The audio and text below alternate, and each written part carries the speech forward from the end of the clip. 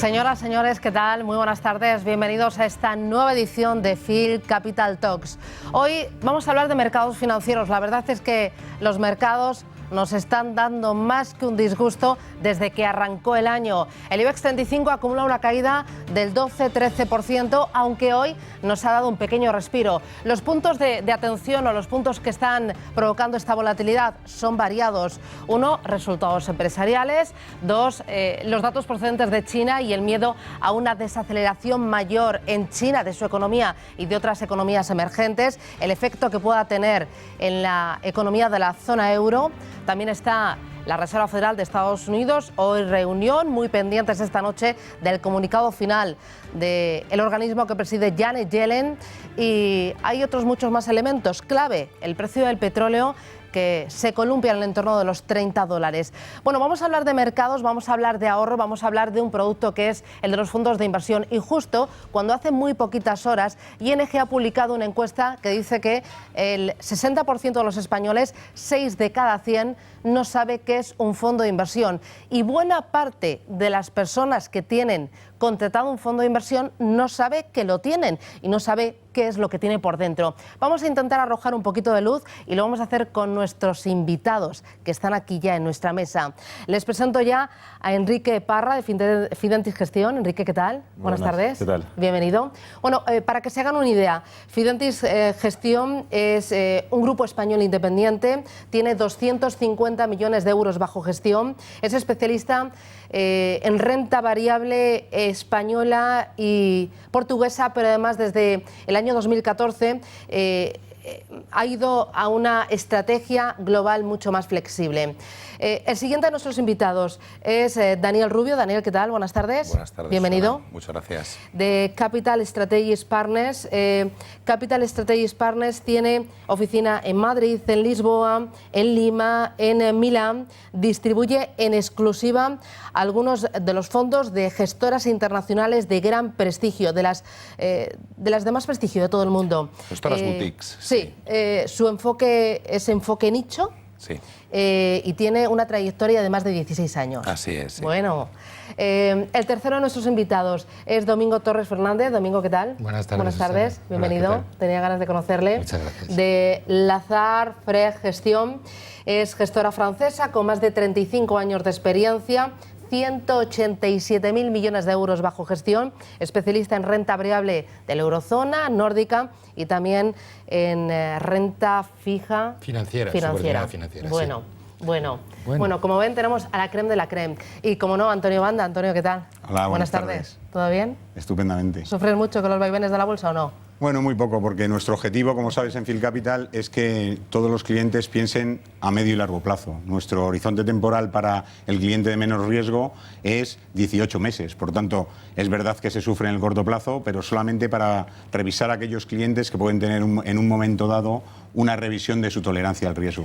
¿Y los clientes de Phil Capital, los clientes saben exactamente qué productos tienen? Hace unos cuantos años me decía una persona que conoce muy bien los mercados que los ahorradores españoles o se transforman en inversores o no van a conseguir mantener su patrimonio. Ya no digo conseguir rentabilidad, porque los depósitos en un entorno de tipos de interés muy bajos o tipos de interés cero, pues no están dando nada. Aún así, la última radiografía que ha presentado Inverco sobre el ahorro de los españoles decía que el 12% de nuestro ahorro está en fondos de inversión, pero todavía hay un 40% del ahorro familiar que está en depósitos o en cuentas corrientes.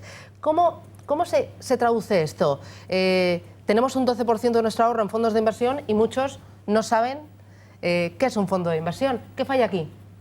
Bueno, pues mira, yo una de las cosas que creo es que al final, quizá aquí todas las casas que estamos distribuimos a todas las entidades financieras o damos servicio a todos aquellos asesores financieros que luego a su vez son los que llegan al cliente final, ¿no?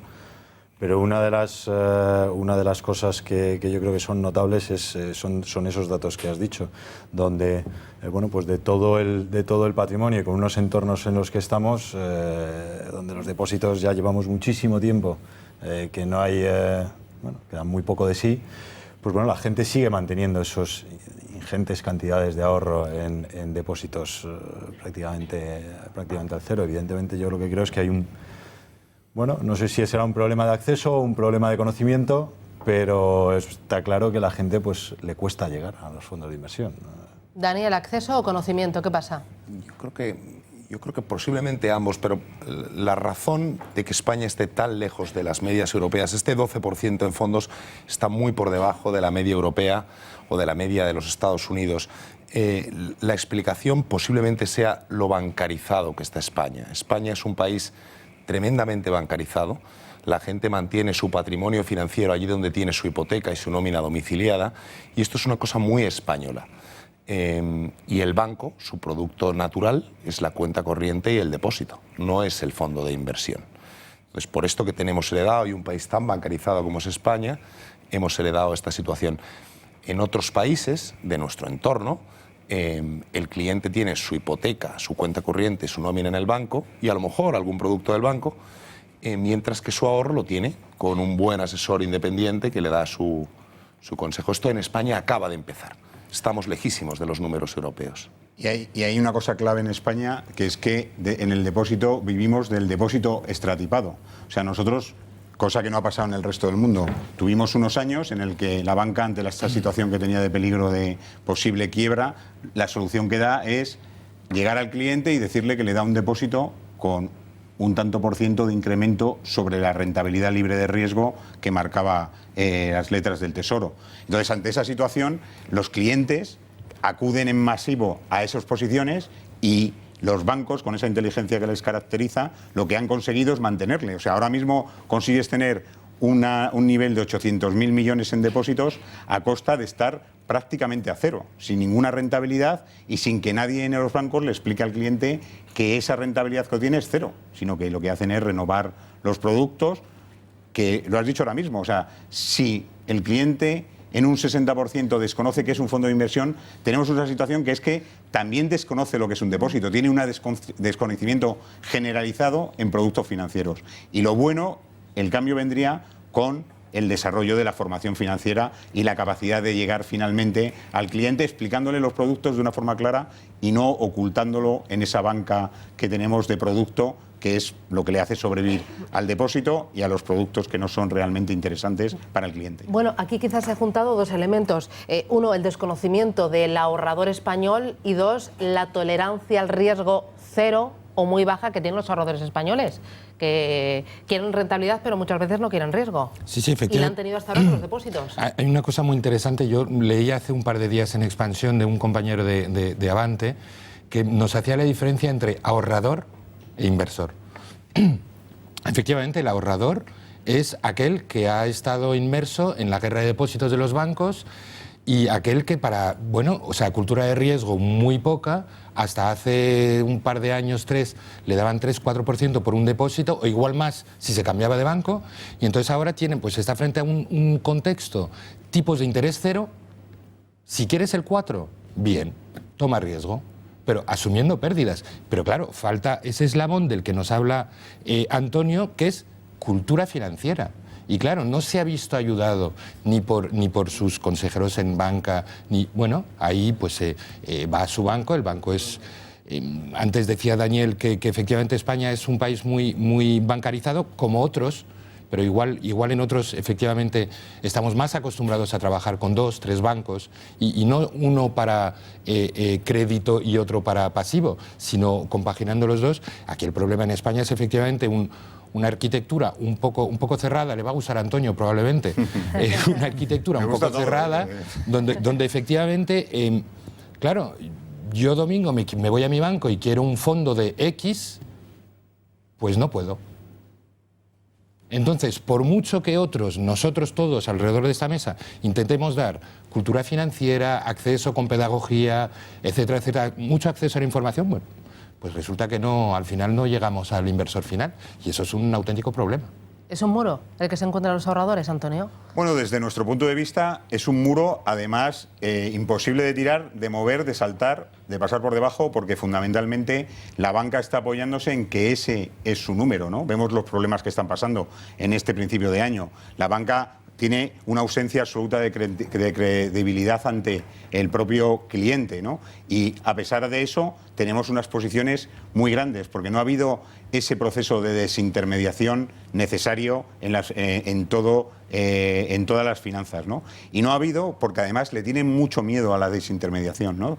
Oímos hablar de MiFID II, la posibilidad de que entrase, de hecho iba a entrar en diciembre de 2016 y ya la posibilidad de que entre en diciembre de 2016 es muy baja. Estamos viendo que lo retrasan y lo está intentando retrasar la banca, sobre todo porque lo que dicen es que su gran problema es la regulación, o sea, que ellos tienen unos gastos inmensos en regulación y hoy lo ha resaltado la presidenta del Banco Santander cuando ha presentado los resultados, que su gran gasto y su gran incremento el año pasado fue en regulación. Y efectivamente necesita regulación, pero lo que esa regulación trae es la libertad para los clientes, la desintermediación. Y esa combinación es necesaria para cambiar el mundo de la inversión. El problema es que los clientes no pueden utilizar esa libertad si luego no saben realmente que es un fondo de inversión.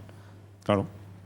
La formación es clave y la formación viene por parte de nosotros, que somos parte del sistema, de los bancos, y viene del colegio. O sea, si a nosotros desde pequeños no nos han dado la preocupación por el dinero y parecía que ir al banco era una cuestión de ir allí a ponerte firme y a obedecer, pues claro, eso tiene que cambiar, tiene que haber que la industria financiera sea una industria abierta a todo tipo de participación, con ningún tipo de vergüenza por parte del inversor a dirigirse al banco, a cualquier banco, a todos los bancos, y sobre todo tener acceso con la posibilidad que tenemos de la tecnología para llegar desde cualquier sitio a cualquier producto. Bueno, decía algo muy interesante antes Daniel, que decía que el depósito y la cuenta corriente ha sido hasta ahora el producto natural del banco, sí, no del cliente.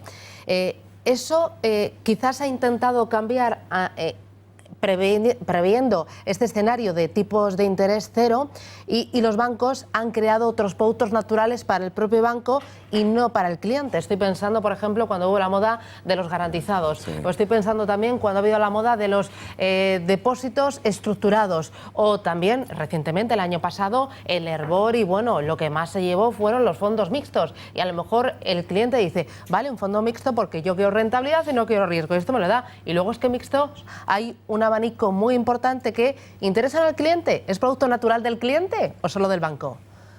Sí, es un buen comentario. A ver, la diferencia entre ahorro, vamos, hay gente que no gasta menos de lo que ingresa y ese es un ahorrador, y hay gente que, sí gasta menos de lo que ingresa, y hay gente que gasta mucho más de lo que ingresa, ese es un inversor porque va a hacer inversiones. Nuestro trabajo es poner de acuerdo al ahorrador con el inversor, mover lo que le sobra a alguien hacia una inversión, que puede ser de una empresa o de lo que sea. El banco hace esa función también a través de sus depósitos y de sus cuentas corrientes. Los depósitos no pagan nada y no van a pagar nada durante muchísimo tiempo. Pero es verdad que España es un país ahorrador, es decir, guarda capital mediante la acumulación. Voy poniendo 10, 10, 10, 10, 10. Ya no paga nada. Los depósitos ni las cuentas corrientes no van a pagar nada. Y además tiene un riesgo bastante alto. A partir de 100.000 euros, se ha molestado claramente en decírnoslo al ministro de Economía, no tienes ninguna garantía. Y si miras el rating de algún banco, no es una decisión eficiente poner un depósito por más de 100.000 euros. En otros sí. Yeah. Los fondos de inversión no son más que un envoltorio para invertir en muchas cosas al mismo tiempo. Tienen una regulación exhaustiva por parte de la Comisión Europea, pero exhaustiva en cuanto a diversificación, medidas de control de riesgo y demás. Y es la forma más eficiente de convertirse en inversor. Un inversor puede perder a los 6 meses de haber hecho su inversión un 1, un 2, un 3%. Un 10.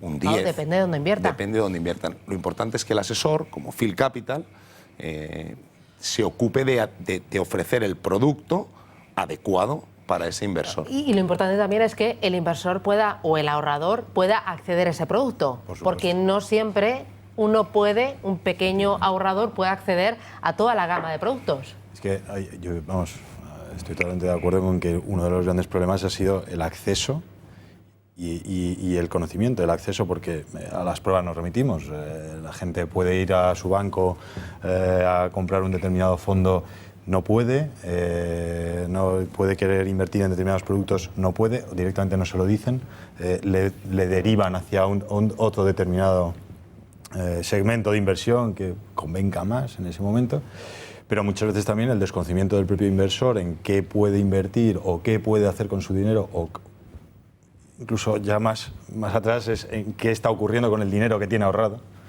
pues hace que pues confluyan determinadas cosas para que eso pues, se perpetúe, ¿no? Y yo creo que ahí es donde deberían ir cambiando muchísimas cosas. Por un lado, abrir el acceso, que yo estoy totalmente de acuerdo en que la regulación la abrirá. No sabemos todavía o intuimos que no todo lo deseable, porque pues como decía Antonio, la MiFID II pues ya se ha retrasado y parece que se ha derivado en dos partes respecto a sus... ¿No todo lo deseable para el cliente o no todo lo deseable para los bancos? No todo lo deseable para el cliente. A los bancos les gustaría que no existiese, claro, o sea, que no entrase en vigor MiFID II, porque fundamentalmente ellos están diciendo que les incrementa el coste de la regulación y que además hay probablemente una pérdida masiva de empleo en el sector porque entre un elemento en el que lo que se intenta es la desintermediación. Entonces, claro, al final eso es más un chantaje que otra cosa, ¿no? Decirle a tu regulador que si entra en vigor una regulación va a implicar pérdidas de empleo, pues es una cosa que, lógicamente, todo el mundo se echa para atrás. Y yo creo que si lo que se piensa es en ganancia de actividad y, sobre todo, ganancia para el inversor con la posibilidad que tiene, eso es lo que tenemos que pensar, no en otras cosas. Domingo. Sí, aquí, o sea, es que es muy, muy interesante, ¿no? Porque aquí de lo que se trata, ¿qué es? Es que el cliente final tenga el mejor servicio y pueda tener un acceso a la rentabilidad. Entonces, eso es lo que estamos aquí alrededor de esta mesa proponiendo. Y los frenos son los frenos que hemos dicho uno tras otro y que seguimos luchando por ello, pero que vemos, bueno, este nuevo retraso con MiFID II, sabemos que MiFID II se acabará aplicando, lo sabemos. Pero queda un periodo de negociación que todavía queda muy abierto y a ver cómo podemos llegar adelante. Y luego otro de los temas es, como decíamos, el acceso a qué tipo de producto. Hoy por hoy, o hasta hoy, pues los clientes cuando han accedido a estos, vamos a hablar de los fondos de inversión, pues han accedido a un determinado grupo de fondos de inversión. No, porque los bancos lo que le proponen al cliente son principalmente sus propios fondos de inversión, los gestionados por ellos. Luego hay veces que abren un poquito más la ventanita y dice, bueno, te voy a colocar también este fondo que es muy bueno en renta variable europea, esta gestora que es muy buena en renta variable japonesa y también esta que es muy buena es mixtos, ¿no? Hay realmente una arquitectura abierta, que es lo que llamáis, ¿no? Así lo llamáis vosotros. Sí, eso yo creo que sería lo de que te has referido es guiada. O sea, hay una arquitectura cerrada que no abre a ningún otro producto, una arquitectura abierta que sería totalmente abierto a todos. En España hay 25.500 fondos traspasables, o sea, hay un universo importante. Y luego la que marca, que es la mayoría, que es una arquitectura guiada en la que el distribuidor del fondo, o sea, el distribuidor y comercializador del fondo elige qué vende a sus clientes. ¿Y lo elige pensando en el cliente? Pues no, de ninguna manera. O sea, que no. Y eso no tiene discusión. O sea, que al final nosotros hemos visto a muchos medios intervinientes en este mercado que lo que hacen es definir qué productos venden en función de las retrocesiones de comisión que tiene el producto. Entonces, si tú calificas un producto por lo bueno o malo que es en función de lo que le devuelva al comercializador, es difícil que eso esté en el lado del mejor producto para el inversor. O sea que aquí no se trata de ofrecerle al cliente tu mejor producto para que así se quede, esté contento, él gane más, tú ganes más. ¿Esa no es la idea? Pero que la situación no puede perdurar, porque el mayor enemigo del gran banco es cerrar su arquitectura. Porque si al cliente no le puedes dar todos los productos al que él querría tener acceso, pues mañana se te va. Pero ¿realmente el cliente sabe qué es lo que quiere? Porque si luego me contáis que 6 de cada 10 clientes no saben qué es un fondo de inversión... Yo, por ejemplo, ahí te haría una puntualización. Probablemente si segmentáramos entre la edad de los clientes, entre la edad de los inversores, si los podemos llamar así, no ahorradores, pero entre la edad de los inversores, veríamos que hay diferencias, ¿no? Evidentemente todos hemos lamentablemente visto lo que ha ocurrido en estos años de crisis, pues temas preferentes, donde en productos, digamos, no compatibles con el riesgo de determinado segmento de edad en particular, pues bueno, estaban hasta arriba, ¿no? de este tipo de productos. Sin embargo, por ejemplo, también probablemente si viéramos en segmentos de edad, a lo mejor hasta 40 años hoy en día, 50 años, pues veríamos que el acceso o por lo menos el conocimiento o la implicación que esos inversores tienen con sus inversiones, pues se irá elevando, ¿no? Como decía Daniel, somos muy jóvenes. España es muy joven, es un país que yo creo que las primeras gestoras de fondos de inversión que siguen vivas, las primeras, pues deben datar del año 88. Si lo comparamos con Francia, por ejemplo, pues lleva mucha ventaja. El trasvase que se está produciendo en los últimos años de dinero colocado en depósitos hacia y lentamente. Dinero colocado en fondos de inversión, ese trasvase ha comenzado y ya no hay marcha atrás. No lo creo. Pues seguramente sea así. El fondo es mucho más eficiente desde una perspectiva fiscal, es mucho más seguro que un producto bancario y normalmente poder elegir entre 25.000 o el de tu banco, pues es como cuando uno llega a la tienda, imagínese un gran almacén conocido, si quieres comprarte la camisa de ese gran almacén o cualquiera de las que han elegido de las mejores tiendas de Francia, de París, de Estados Unidos o de donde fuera. Yo creo que en ese ejemplo de ropa lo vemos bastante claro. El proceso no va a parar. Internet es una fuerza clave en este sentido, ya que se están desarrollando plataformas donde los clientes van a poder contratar el fondo que sea. Están apareciendo asesores independientes como Phil Capital que van a recomendar lo que ellos entienden que es mejor y el cliente terminará contratando esos productos a través de Internet o de lo que crea conveniente. Por lo tanto, tal y como estabas diciendo, Domingo, el banco que no se abra a esa arquitectura abierta pues tendrá que cerrar su parte de banca privada o su parte de administración de dinero. ¿Tú lo crees así, Antonio? ¿Que el banco que no se abra a esa arquitectura abierta tendrá que cerrar? ¿Eso lo vamos a ver? Bueno, vamos a ver que los cierran antes, por otras cosas, pero claramente el futuro del sistema bancario viene por una vía muy clara, que es la preocupación por el cliente, como ha comentado Daniel. O sea, el cliente al final es el último objetivo y ese cliente tiene que estar satisfecho y estará satisfecho desde el punto de vista de cuando le des lo que necesita. Si no le das lo que necesita, pues estás viviendo en un entorno falso. Y tenemos una situación, la de el mundo de los depósitos. Somos el país que más depósitos porcentualmente tiene. Y eso no puede ser. Entonces, como ya va a acabarse la necesidad de que los depósitos estén sujetando las cuentas de los bancos, pues el depositario se va a dar cuenta que efectivamente tiene que salir. Y va a tener que tener una cosa clave, que es saber cuál es su nivel de tolerancia al riesgo. Y el nivel de tolerancia al riesgo lo va a conocer si hay alguien que se lo dice.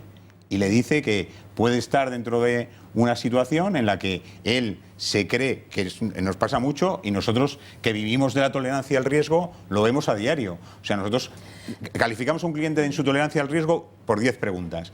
Esas 10 preguntas hay mucha gente que las contesta y entonces en su mente tiene que la contestación que ha hecho es para estar al 100 de nivel de riesgo y luego te das cuenta que está al 35. Y ese es el concepto, que no tiene claro que las respuestas a las preguntas se corresponden con su nivel de tolerancia al riesgo. Entonces, hay que explicarle primero qué es el nivel de tolerancia al riesgo, que si está tomando posiciones en activos no cotizados, que además activos no cotizados puede ser el dinero que le ha prestado a su primo para montar una tienda. Eso es una inversión en un activo no cotizado. Y entonces, claro, enseguida empiezan a pensar en cosas que no son.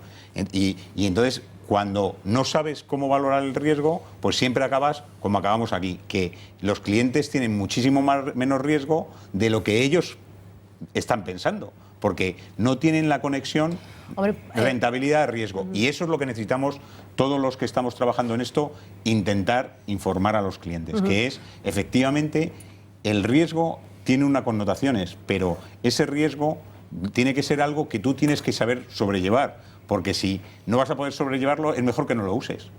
Y entonces... Bueno, yo lo que veo que sí que es muy importante que el ahorrador o el inversor, como lo queréis llamar, sepa muy bien cuál es su perfil de riesgo, pero también tiene que conocer muy bien cuál es el esqueleto, qué es lo que tiene dentro un fondo de inversión, porque lo que ha pasado también en los últimos años es que muchos ahorradores de depósitos se han ido a fondos garantizados porque se les prometía que iban a mantener su patrimonio y conseguir una rentabilidad ligada a la bolsa, o hay muchos que han invertido simplemente en fondos monetarios porque pensaban que en renta fija jamás jamás se perdía dinero, que la renta fija era renta fija, que a final de año te daban tu cuponcito. Y claro, eso no ha pasado. Se ha juntado también esas ansias por conseguir rentabilidad con un mundo muy amplio, con gestoras también, como estamos viendo aquí, muy diferentes, grandes, pequeñas, especialistas en una cosa, en otra, y con un desconocimiento total.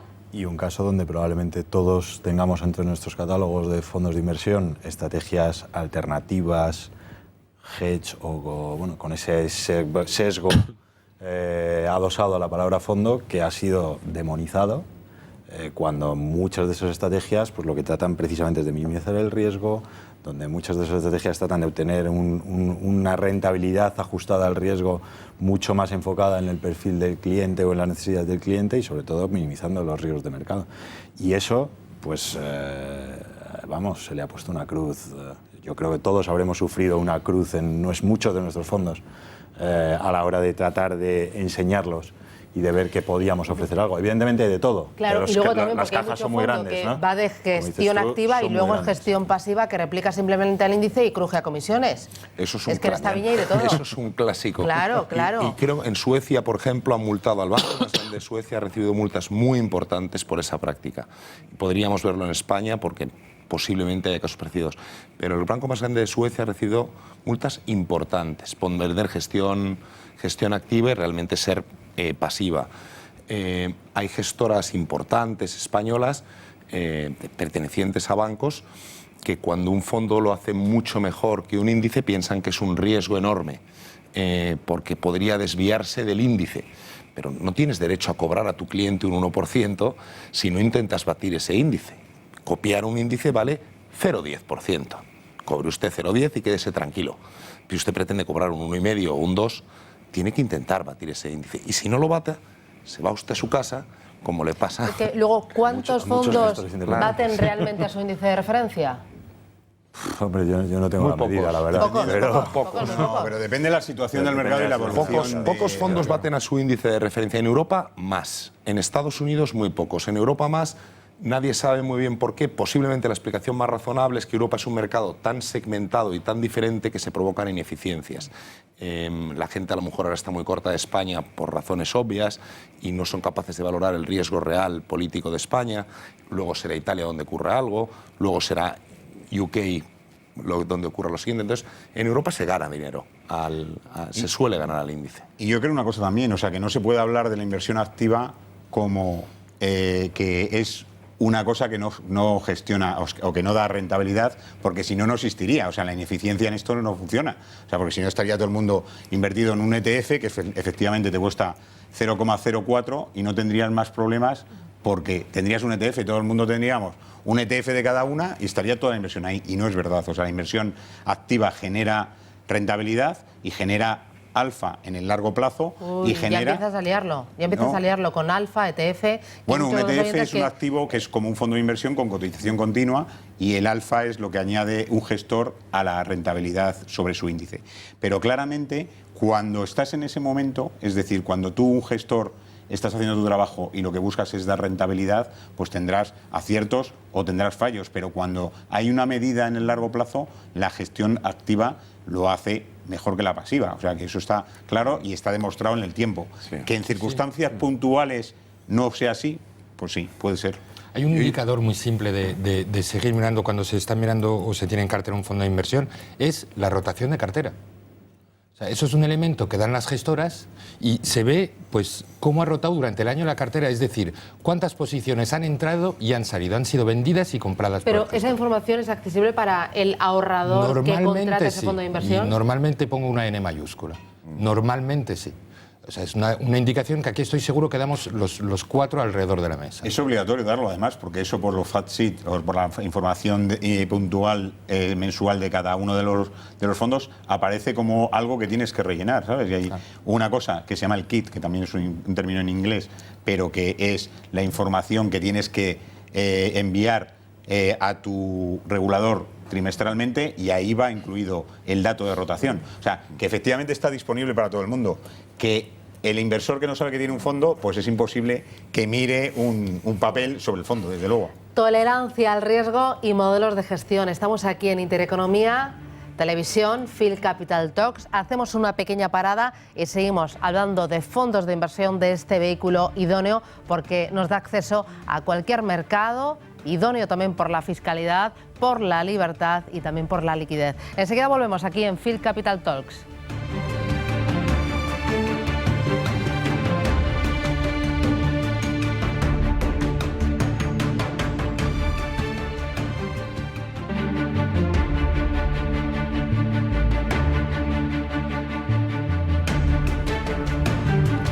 Estamos aquí en Intereconomía Televisión, en Phil Capital Talks, hoy hablando de tolerancia a riesgo y de modelos de gestión, con Enrique Parra de Fidentis Gestión, con Daniel Rubio de Capital Strategies Partners, con Domingo Torres Fernández de Lazard Fred Gestión y también con Antonio Banda, consejero delegado y fundador de Phil Capital.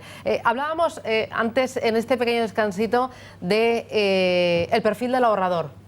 ¿Cuál es el perfil del ahorrador? ¿Puede saber uno realmente cuál es su perfil? El perfil es volátil, variable. Yo, por ejemplo, cuando la bolsa está alcista, pues soy más audaz y más valiente. Y cuando la bolsa está bajista, soy muy prudente. Aunque siempre quiero ganar lo máximo y perder lo mínimo. En cuanto pierdo más de un 5%, ya me tiemblan las piernas. ¿Cómo saber uno realmente cuál es su perfil de inversión? Daniel. El perfil de inversor es lo más importante para hacer una inversión y para poder ser asesorado. Y tiene un componente objetivo real, es decir, qué obligaciones financieras tiene usted en el futuro, qué rentas tiene, y son realidades objetivas, y un componente subjetivo, es decir, cuando usted va perdiendo un 2%, ¿sigue durmiendo? O usted empieza a tener pesadillas. Y es cuando pierde usted un 10, cuando empieza a tener las pesadillas. Pero hay un componente puramente objetivo. Es decir, alguien que piense que es agresivo y tenga una serie de obligaciones financieras a futuro y no tenga una serie de ahorros consolidados, no es agresivo. Por mucho que lo jure sobre la Biblia, ese señor, si dice que es agresivo, lo que es un kamikaze. Y alguien debe decirle que usted debe tener un perfil más conservador o más prudente. ¿Y realmente el ahorrador español sabe definir su perfil de riesgo? Porque no les pasa a muchos, como me pasa a mí, que dices, no, yo quiero ganar lo máximo posible. Si la bolsa sube un 10, yo quiero un 12, un 15 y riesgo el mínimo. A mí que no me toque mi dinero. Creo que es un clásico de cualquiera de los que llevamos aquí en Mercado de Capitales, que el escuchar, el decir a alguien, sí, yo soy alguien que asume el riesgo, pero el año que ha perdido un 5 se ha enfadado mucho, ¿no? Eso yo creo que lo hemos visto todos. Hace poco, además, una buena amiga, pues, con determinadas circunstancias, que pues, tenía que retomar el control de sus inversiones y ella decía que sabía, era consciente de que se tenía que preocupar, pero que ella quería algo donde no se preocupara. Entonces dices, bueno, eso quizá no cuadra, ¿no? No es lo que te va a permitir definir hasta dónde vas a llegar, ¿no? No sabemos, probablemente, pues bueno, sea a lo mejor un poco más complejo el definir si asumir el 5% de pérdida anual o 25% de pérdida anual, pues a lo mejor sea difícil de concretar, ¿no? Pero yo creo que todos los inversores deberían hacer un esfuerzo. Quizá ahí el tiempo haría que todo se estandarizara, si lo queremos llamar así. Que probablemente veamos pues, gente que hoy tiene 30 años asumir mucho más nivel de riesgo, que es lo que debería ocurrir. Yo creo que hay un ejemplo también que, bueno, también podríamos hablar del tema de fondos de pensiones, pero quizá el paquete sí que hace que el inversor de fondos de pensiones, alguien que tiene 30 años y empieza a aportar un fondo de pensiones, es ridículo que se meta en un fondo de pensiones de renta fija y no quiera perder, ¿no? Al final las aportaciones del fondo de pensiones que obligan a que sean periódicas, anuales y hasta los 65 años. Es muy importante, por lo tanto, saber cuál es su perfil, cuál es su tolerancia al riesgo, y es muy importante también cuando accede a su banco saber qué fondos tiene a su disposición y qué gestoras son las que están gestionando esos fondos de inversión y en qué es buena cada una. Claro. Ahí juegan los modelos de gestión de cada uno de vosotros. Aquí tenemos a 3 gestoras muy diferentes. Por ejemplo, vosotros, ¿en qué sois buenos? ¿Qué os diferencia a los demás? Hombre, lo que nos diferencia es la atención portada al cliente final, es decir, lo que queremos es darle más rentabilidad. Dentro de las clases de activo... Pero tú no te diriges al cliente final. Efectivamente, tenemos un filtro que va a ser el subdistribuidor o comercializador, cualquiera sea el nombre que queramos utilizar. Lo que quiero decir con eso es que nosotros lo que intentamos aportar es más rentabilidad con un modelo de gestión propio, que es un modelo de seleccionadores de empresas. Nosotros lo que vamos a dar es valor añadido. Hablaba antes Antonio de Alfa. El Alfa es, nos acostamos todas las noches y nos despertamos con Alfa en la cabeza. Es lo que, o sea, el cometido que nos dan nuestros clientes es el Alfa. Y claro, en renta variable nosotros no vamos a replicar índices, hacemos gestiones activas, rotaciones de carteras importantes, porque al final lo que nos mueve todos los días, lo que mueve al gestor es ese Alfa. Y es el alfa que nos va a juzgar el cliente final, porque luego se irá a otra casa a buscar otro fondo. ¿Por qué? Pues porque juzga que ya no le damos alfa. Y el alfa la vamos a encontrar bien en posiciones, empresas particulares, con situaciones particulares, con una valoración, un precio particular, o bien en zonas geográficas, como antes mencionabas en tu introducción, la zona nórdica, que es una zona que nos encanta enlazar. Somos de las pocas casas a trabajar en Europa y de hecho tenemos, o sea, en nuestro fondo de renta variable más patrimonio que los propios nórdicos, con lo cual habrá una lectura que tener también. Pero eso es lo que le vamos a proporcionar al cliente, no replicar, porque otros lo hacen muy bien, casas grandes lo hacen muy bien. Yo soy una casa mediana. Lo que me mueve a mí es darle al cliente algo al que no tiene acceso en su banco. Trabajar nichos, trabajar con métodos de gestión particulares, modelos propietarios, unos gestores simplemente maravillosos, o sea, que sean profesionalmente o incluso, me gusta decirlo, personalmente. O sea, esas personas finalmente el cliente les entrega su dinero, da una delegación a la gestora para que gestione su dinero. Y yo creo que eso es importante, tener también una muy buena imagen, incluso a veces verle la cara, ¿no?, al gestor. Yo creo que aquí nos batimos todos para llevar a nuestros gestores cerca de nuestros clientes, que los conozcan, que hablen de sus bebés, bien. Eso es lo que nos va a mover y lo que nos hace ser bastante diferentes. Claro, en Finanzas y Gestión, ¿qué es lo que os mueve? Bueno, nosotros nacimos como una casa de hedge funds española en el 2007, quizá pues bueno, un timing... Bueno, para aquellos que nos estén escuchando, igual que has explicado que es un ETF, igual que habéis explicado que es alfa, ¿qué es un hedge fund? Bueno, un hedge fund es simplemente un fondo de inversión que aplica pues, estrategias de gestión que pueden ser muy diferentes, hay un abanico relativamente amplio, pues digamos no tradicionales, llamando tradicional a la simple compra de activos llanamente, sí, evidentemente. Luego dentro hay muchas cosas también, muchas formas de comprar esos activos, pero bueno, aplicando técnicas no solamente de comprar una acción, sino de también pues, cubrir el riesgo que pueda tener esa acción o otro comparable. Tendríamos muchísimas estrategias a meter dentro de un mismo paquete, ¿no?, con el objetivo de obtener unas rentabilidades que sean mayores, más altas o menos altas, pero siempre con un riesgo muy controlado, que en nuestro caso particular es lo que nos caracteriza. Habría otros hedge funds que puedan asumir. Y en vuestro caso os habéis especializado también mucho en renta variable española y renta variable portuguesa. Nosotros, que es lo que conocéis. a cambio de no tener un rango de actuación mundial, por llamarlo así, cosa que también hemos variado, porque hace un año y medio pues, lanzamos una estrategia global. Pero bueno, a cambio de no haber gestionado renta variable global, lo que sí gestionamos es, esperamos que muy bien, todo en el entorno donde invertimos, que es España y Portugal, pero aplicando técnicas de control de riesgo, que bueno, pues, con las que tratamos de ofrecer una rentabilidad, creemos que más que razonable, y un poco a las cifras ahí nos podemos remitir, con riesgos muy por debajo de la media de comparables, ya no solamente de los índices. Queremos tomarlo con medida. Y vosotros, Daniel, sois una boutique que proporcionáis las joyitas de grandes gestoras internacionales de alto prestigio. Sí, nosotros recomendaríamos, dentro de los grupos que distribuimos en el sur de Europa, un producto bastante conocido en el mercado español, que son los productos Aetna. Tomamos un mandato muy difícil en Aetna, porque nos comprometemos a tener acciones si hay que tenerlas o si pensamos que hay que tenerlas, y a no tener acciones si pensamos que no hay que tenerlos, a tener dólares si creemos que hay que tenerlos y a no tener dólares si pensamos que no hay que tenerlos. Es decir, es gestión activa de verdad, tomamos el mandato. Y tenemos tres perfiles de riesgo. Un perfil para el que está buscando un 2% de rentabilidad, que es Aetna Defensive. Un perfil para el que busca lo que era antiguamente la renta fija, que es Aetna Active, que busca un 5%, y Aetna Dynamics, que busca un 7%. Por ejemplo, el que busca el 5%, ¿qué riesgo está dispuesto a asumir? Cuando buscas el 5% y los depósitos pagan el 0, podrías perder dinero en un año. En Edna Active no hemos tenido un buen 2015, hemos tenido un mal año, pero hemos hecho un 0. Y nuestro error fue, después de un verano sangriento, seguir conservadores durante septiembre y octubre. Nos ha costado terminar el año en 0. Pero bueno, hemos mantenido nuestra disciplina al riesgo y nuestro compromiso de preservar capital. Llevamos 12 años gestionando el fondo con una media del 6,5% anual y confiamos que después de haber estado no acertados en dejar las acciones fuera en septiembre, pues acertemos más este año.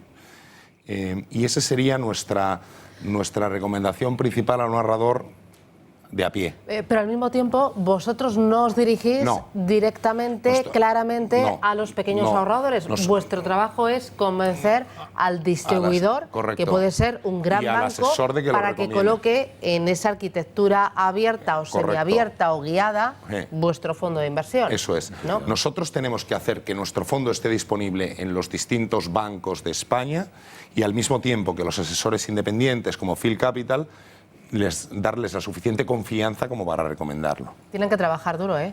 Bueno, no, o sea, está claro, o sea, al final todos tenemos que trabajar duro y sobre todo tenemos que trabajar duro porque hay muchísima oferta, muchísima competencia y muchos modelos de gestión. Bueno, y hay mucho interés, hay mucho interés y también necesidad de conseguir más que el depósito. Fundamentalmente el interés está en darle al inversor lo que necesita. Y entonces lo que necesita en un entorno en el que los tipos libres de riesgo están al 0% es algo que no pueda sorprenderle, ¿no? O sea, si tú no quieres tener riesgo, pues tienes que buscar un producto que te cubra ese riesgo.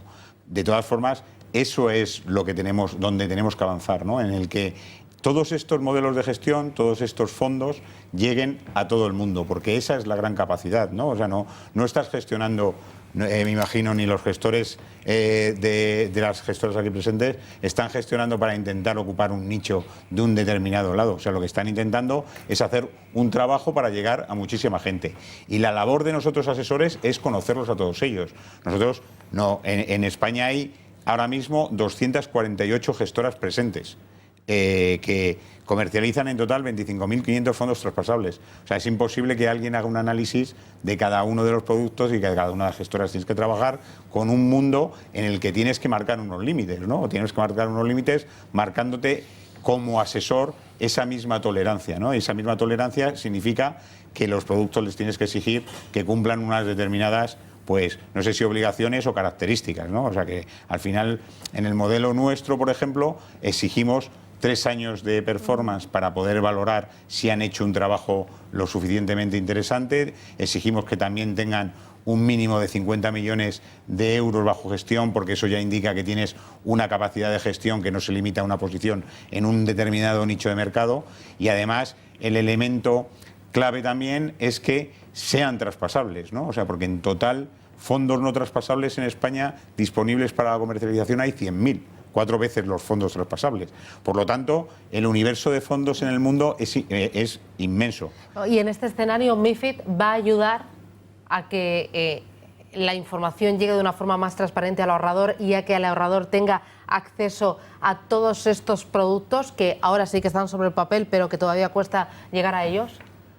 Yo creo que al menos lo va a facilitar. Yo creo que MiFID pues ha estandarizado el tipo de información, lo cual pues bueno, yo creo que facilita que el inversor, pues el que se implique, pueda conocer qué información debe mirar. Y yo creo que bueno, también evidentemente hace falta, yo creo que ánimo por parte del inversor a la hora de implicarse en esas inversiones. Pero bueno, yo creo que sí, que poco a poco pues irá facilitando el acceso. No sabemos, yo creo que, bueno, yo por lo menos no me aventuro a decir a qué velocidad, pero bueno, yo creo que lo facilita. No, a la velocidad desde luego que no. Igual que Enrique. Hombre, las cosas han cambiado mucho en los últimos años, ¿no? Antes nadie sabía que era la prima de riesgo, antes todo el mundo pensaba que no se podía perder dinero en renta fija. Yo creo que la crisis, claro, algo bueno. Ahora yo creo que muchos saben que la bajada del petróleo es buena para unos, es mala para otros, saben que están los bancos centrales inyectando liquidez. Yo creo que, aunque quizás no sepas muy bien las tripas de tu fondo de inversión, sí que sabes que ahí hay un vehículo que Hombre, algo ha puedes pasado. utilizar. Hasta hace 3 años la prima era un miembro de la familia. Hombre, hombre. Y yo creo que de repente saltó la palabra prima de riesgo, spread, van llegando así siempre palabras, nuevas figuras o con nuevos nombres. Y yo creo que eso, al final, una de dos, o nosotros explicamos qué es, o estamos ahondando en incultura financiera al final al ahorrador. Yo creo que eso es muy importante de nuevo recalcarlo. A mí hay una cosa que me gusta siempre decir es, un fondo de inversión es un vehículo de inversión democratizado. Es decir, es un vehículo que financia la economía del país y es un vehículo al que tiene que tener acceso todo el mundo. No, es un vehículo que te permite acceder a cualquier mercado y a cualquier activo. Y de mano es de un los vehículo que mejores te permite, expertos de todas claro, las casas. ir en línea recta por una autopista o cogerte una autovía secundaria. Lo que pasa es que es muy importante saber qué vehículo, bueno, primero saber dónde quieres llegar y luego saber qué vehículo es el que has cogido, porque no es lo mismo coger un mixto. Bueno, es que dentro de los mixtos hay, como digo yo, es como ponerte una ensalada. ¿Qué me echa dentro de la ensalada? Atún, huevo, maíz. Es que hay tantas ensaladas como personas prácticamente. Lo difícil es elegir el piloto del Claro, vehículo, ¿no? el piloto también. Sí, claro. A ver quién te va a conducir, ¿no? ¿Quién va a estar al mando de ese camión o de ese avión?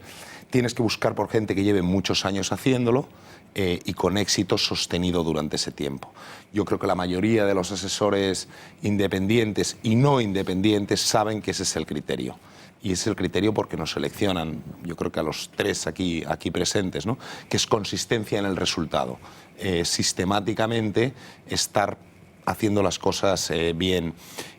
Permite al pequeño ahorrador coinvertir con gente muy, muy rica y muy, muy poderosa.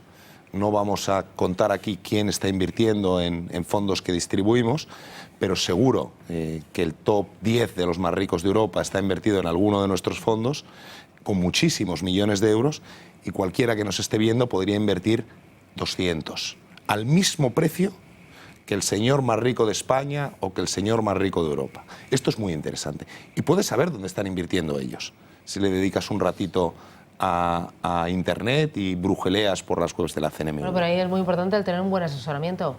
Es indispensable. Para saber también las tripas del fondo, es qué es lo que indispensable. tienes, ¿no? Hombre, es que eso es la parte que también tiene que desarrollarse en España, ¿no? El asesoramiento independiente. O sea, estamos con esa dependencia que hemos tenido de los bancos, hemos considerado que el asesor era el que estaba en la sucursal dándote las recomendaciones. Si realmente el asesor independiente, como el modelo es que cobra del cliente y no va a cobrar del banco, pues tiene y le debe toda su fidelidad al cliente y va a pensar en lo mejor para el cliente.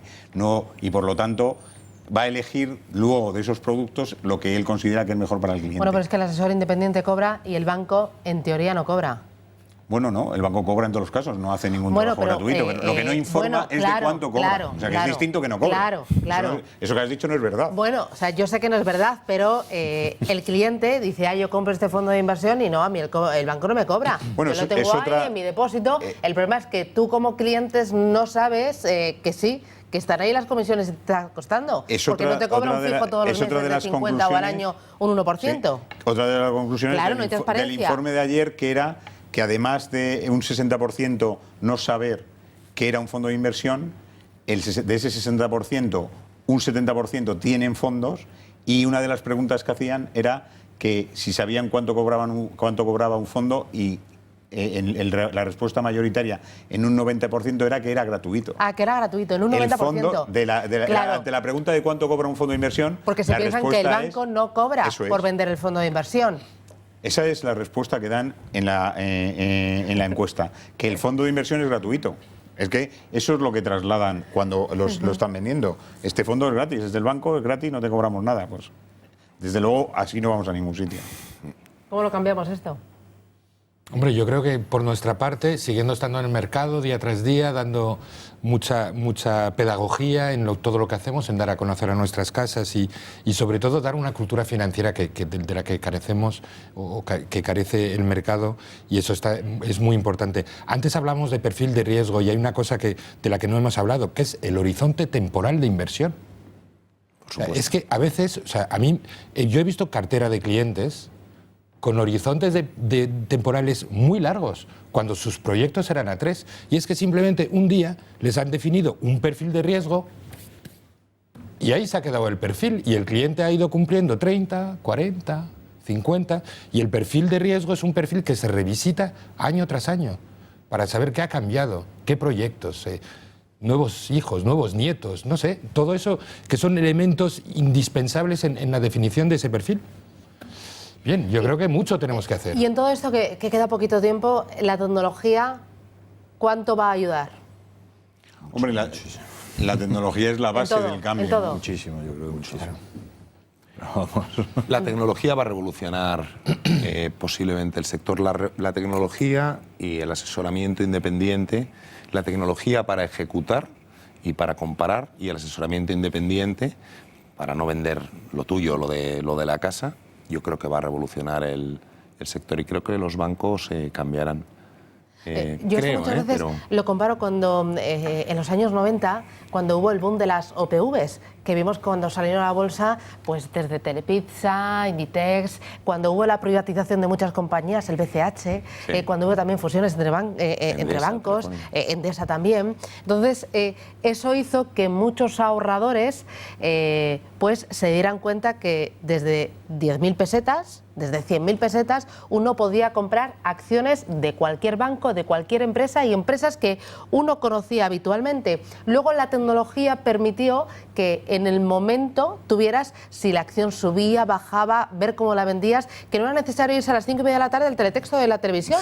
No, es que lo veías y era totalmente transparente. Sí. Y eso, bueno, ha revolucionado. Entonces, en el sector de los fondos de inversión es absolutamente lo mismo. Tú en tu pantalla, en tu banco entras, en tu buscador de fondos y tienes ahí prácticamente a todas las gestoras y tienes a muchos fondos de inversión. La cuestión es saber seleccionar bien. Claro. Y cuando haya una gestora que no está, llames a tu banco y digas, es que lo quiero, es que yo quiero ¿no? Ahí la tecnología va a ser clave, lo está haciendo ya. Bueno, sí, ya sabes que a nosotros, los términos ingleses que no nos sirven para nada, es el concepto, por ejemplo, de RoboAdvisor, que es un modelo en el que Estados Unidos hay más de 8 millones de personas utilizando una cosa que nosotros hemos llamado aquí asesoramiento automático.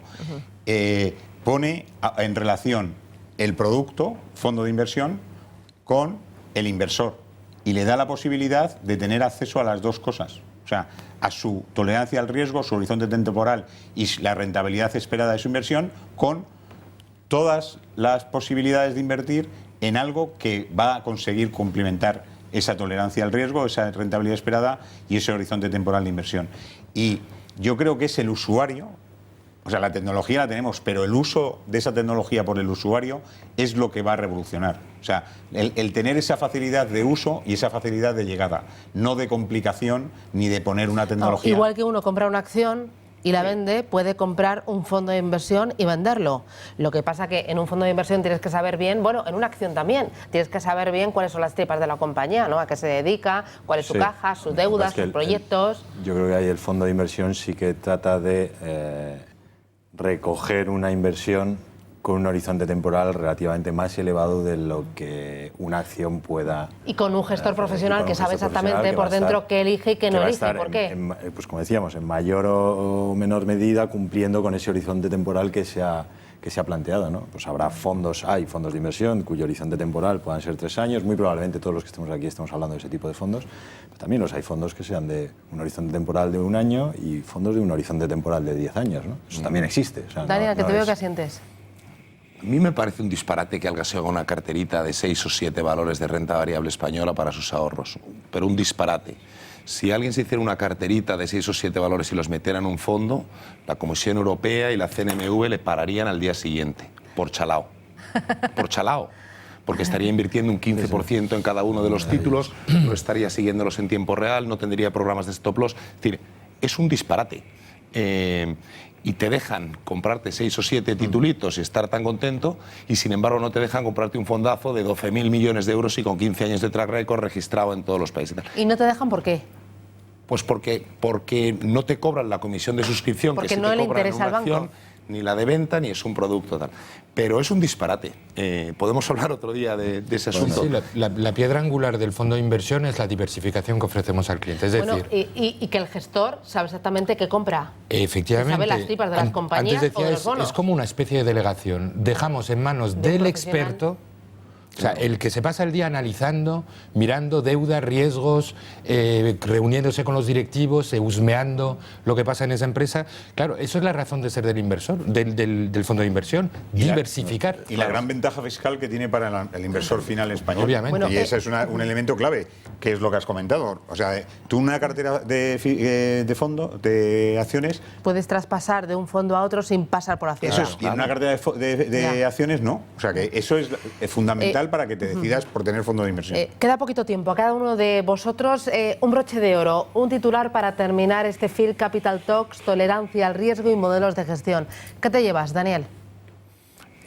Yo creo que invertir en fondos es la forma más eficiente de ahorrar en los tiempos que corren.